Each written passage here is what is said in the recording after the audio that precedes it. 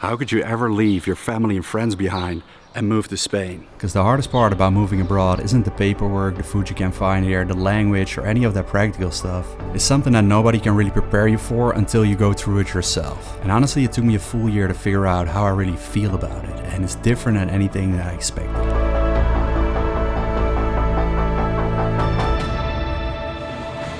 What's up, bro? What's up, man? Good to be back. Good to be back. Good old training session, upper day today. Let's freaking go.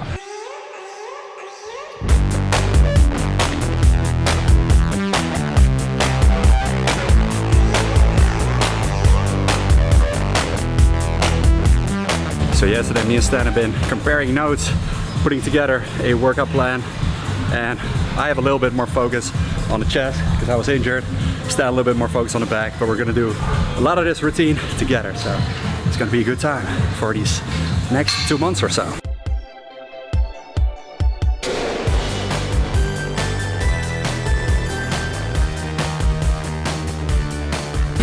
What are we doing, Stan? This looks like a science-based optimal lift. I got it online from somewhere, so it's definitely science-based nowadays. But it's seated tricep push down, so it's for the stability. Instead of like when it's getting heavy, you're gonna move forward. Now you're just gonna sit tight. That looks unreal, to be honest. It is, it is. That feels crazy good. Stan the man has made some gains since we last trained together. Yes. That's 22 kgs on the curls. Seated as well. All the tapas. That's impressive, bro. Let's go. So outfit I'm wearing today is from Alpha Lee. This is the base tee in white. Super clean, it's my favorite fit for in the gym. Look how it makes the arms pop. And I'm wearing it together with the new mesh shorts. These are super nice. This is the most comfortable fit you'll ever find in shorts. Code Moran will give you an extra 10% off, so I'll link that in the description box. Easy. Look at these grips. They have like super thick grips here. Maybe I overestimated myself. You got stronger than me. Yes. Did you notice that it was my left arm giving out? Yeah. You can do the math. Yeah, we all know. Workout complete. How did it go? First workout back. Yeah, amazing, man, amazing. Feels good, good to push feel. yourself again with each other. You have a bit of competition. We used to train together pretty much every single day a few years ago. Stan has been my only kind of like steady workout partner over the years. Have you ever found anyone else? No, sounds like it. I found her, but that's not really my workout partner. It's different. Yeah, other sport. But yeah, how about it? Have you found anyone else to train? No. Yeah. I like it by myself or someone that really pushes myself or that you know pretty well. So I think it's also the age. We're too busy now to be training together every single day. True, Back in the day, we would just 6 you times train a at week. this time, oh yeah, fine, or just wait half an hour, and now it's too busy. I do train together with some people, but not on a daily. Stan is the only one in my life that we've done it with. I feel special. And now we're back, but he's gonna be here for 3 months. 1 month is almost over, so Make the most of we're it. gonna be crying. For now, make some gains. And I gotta be honest here, man. I've been taking it for granted being able to train with Stan every day. It's obviously very fun, like training with new people, but with Stan is different because me and him, we know each other so well, also in terms of our friendship, that I just always know how he feels. I know what he thinks, kind of. Yes, man, if you spend daily time with someone and someone is such a good friend, yeah, that's just something that is really hard to come by again as you get older. So yeah, the daily bowl of oats is still here, but one thing that has changed is that I'm now doing 110 grams of oats. In January, I was doing a mini cut. I was getting a little leaner. I was only eating 60 grams of oats, so this is almost double. Still putting on a little bit of size before I cut down for summer.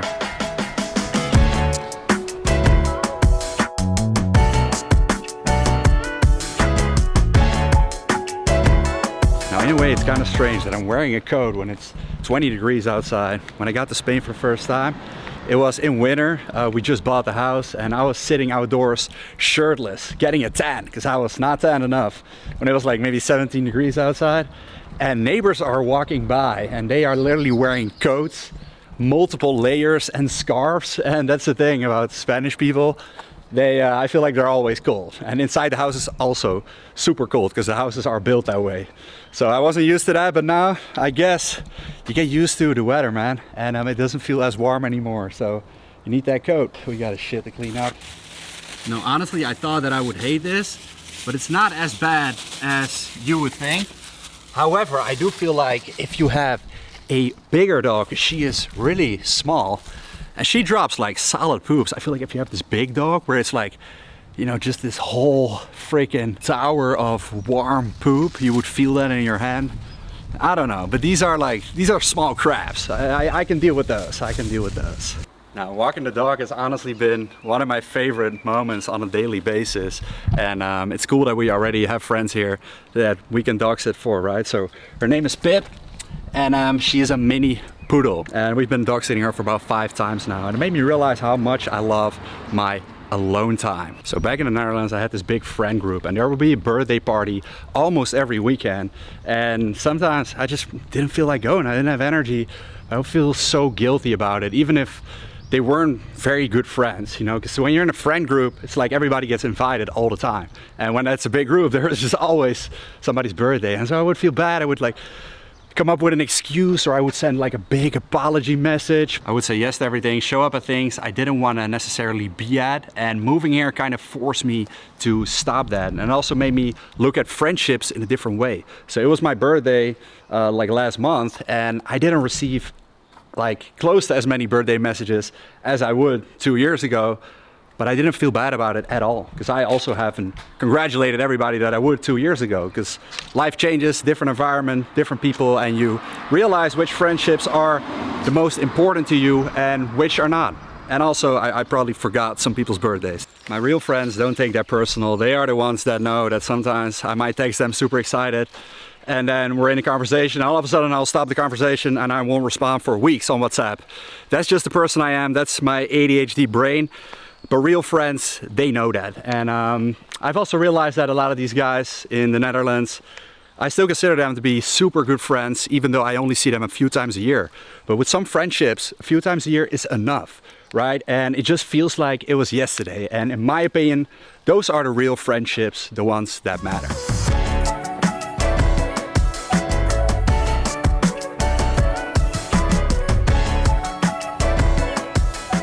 At this stage of my life, I don't need a lot of friendships. I just really need quality ones. But what I do need is a dog, man. It is so much fun. And I care about her so much. Like, more than I would care about most humans. Right, Pip? Yeah, I just go with her on walks 4 times a day. That's something I would not even do for myself. I just do it because I know it's good for her. Like, I feed her, I do everything to like make her feel good. So I think I would be a good dog daddy. Now, it is very hard to find a dog breeder. So if you are in the Netherlands, or you know someone in the Netherlands, or in Spain for that matter, but we feel like a small dog is really good for multiple reasons, but also for traveling, because I would find it kind of sad to leave her if I'm traveling a lot, right? I guess we'll get into drop 3. Okay, can everyone see my screen? So I had some meetings there, did some work, and now it's time for a lunch date with my fiance. And we are at Puente Romano. And the sun is out, it's beautiful, and today we're eating at El Chiringuito.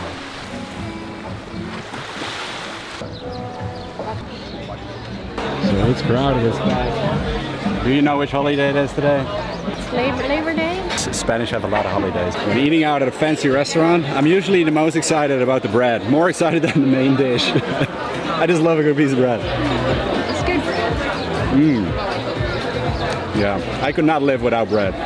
So here we have banderillas, which is famous Spanish tapa. And I haven't had this one yet. So what's in here is green olives, pickled green peppers, anchovies. I normally don't like anchovies, but also since I've been here, I've been loading up on sardines, which is super healthy, and they're so nice over here. Let's give it a try. All at once? Yeah, I guess so. So, what do you think? I have to think about this one. There's a lot of flavor. That I don't normally eat this, like the olives combined. It's nice, it's nice. I like it. I didn't expect it, but I like it. Right, so we have a big ribeye here. Looks incredible, 600 grams in total. Let's give this a try. Oh, I forgot this. It's real good though. I like it more by itself maybe even. And then we have some greens as well and some fries. They knew we were Dutch, so they had to do it. We got the mayonnaise, we got the whole tray. Coke Zero. Very nice. It really melts on your tongue. It's good. And I feel like these days, as we've gotten older, basically, it's not necessarily us moving, but like as we got older, parties have been replaced by, you know, nice dinners and nice lunches. Oh, I love it so much. And now obviously it's just a normal lunch with Coke Zero. But very often in the evening there's these places where they have these dinner shows and the restaurant kind of turns into a party, which is cool. Yeah. But it's also hard when you eat out a lot, and you may notice this yourself in your life as well, whether that is business dinners or eating out with friends, is that you go to all these restaurants, it's harder to make good choices and not gain any belly fat, right? Especially as you get older, hormones play a bigger part. And so if you're Dutch, I'm hosting a webinar actually next week or in a couple of days when you're watching this, where I'll explain exactly the right ways to lose belly fat after 30, because it gets more difficult and more difficult. So you can sign up for free. I'll put the link in the description box down below. And there is something else that is difficult after 30, and that is making new friends. Now, we were pretty lucky that we already knew some people here. One of my best friends, Rob Lipset, lived there, which is, I guess, the reason why we went here in the first place, to kind of like check out his place. And then we fell in love with it too. But I also knew some other guys already, some entrepreneurs, which also I was kind of missing in Nijmegen. So that was really nice. And through them, well, they had girlfriends and wives, so we met some people. But we also really had to go out of our own way to meet more like new people while we were here. Yeah. So how have we done that? Yeah, I almost forgot, but we were just discussing this, and I think social media was a big help. So via people that follow you, or people that I follow, or when I look up restaurants or whatever, and you see that there's someone there. So my first friend I made here is Paula, and Paula, she just texted me via DMs on Instagram like, hey, I see that you're here, let's have a coffee. And I was just like, yeah, sure, let's have a coffee. And then as soon as we met, we just clicked, and it was nice, and we're still friends. So I think saying actively yes instead of where you would usually maybe already be full with friends from home. You go on like this sort of like coffee date with someone you don't know when you're over 30, and it's like, it's I don't know, it feels kind of strange, you know? It's like you're dating all over again, like a first date. Are we gonna meet outside, or are we gonna meet inside, or it's funny, should I wait for them? It's actually quite funny to do that, because when you're younger, you're just in school, and it's all very natural the way you meet people. Yeah. And now you have to kind of go out of your own way. I feel like one cool thing too is when you move to a new place and when you meet people that don't know you, that like they don't know the version of you that existed before that. So it feels like kind of like starting over again in a sense. Clean slate. You like can a clean just slate, be 'cause yourself and just be that. You're in a that version of different yourself. stage of life now. So the friends you grew up with, you have a lot of these habits with them. You act a certain way. And as you grow as a person, maybe you outgrow them in certain areas, maybe they outgrow you in other areas. Then, you know, you kind of try to hold on to this friendship, but maybe it's not really authentically you anymore, I feel like, in a sense. I don't know, that's kind of how I feel, so it's nice. It's nice to be free of any type of like prior information. And there's one more thing that we noticed that makes it really easy to meet people, which is sports. Yeah, just like walk on the promenade and just sit on someone's lap, like this. Yeah, that's the easiest way to meet someone. No, that's definitely not. Go to a run club or Pilates meetup, or well, any type of sports. Like here you have paddle. But a lot of people do paddle. Yeah, it's really nice. That's like there's a paddle group of Dutch guys here with like 100 people. And honestly, I'm curious what you think, man. How many friends can a person have?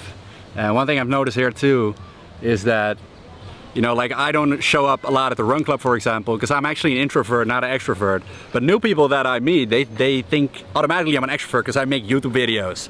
I just like having this camera in my hand so I don't have to talk to actual people. At the run club that Rob has organized, which is really dope, it's like 100 people, but it's like so much for me. And so, yeah, some of them, they just have so many friends and so many people they can be with, and that gives them energy. And for me, being with too many people too often, at some point it drains my energy. But the right amount obviously gives energy. So it's always kind of like this balancing act, right?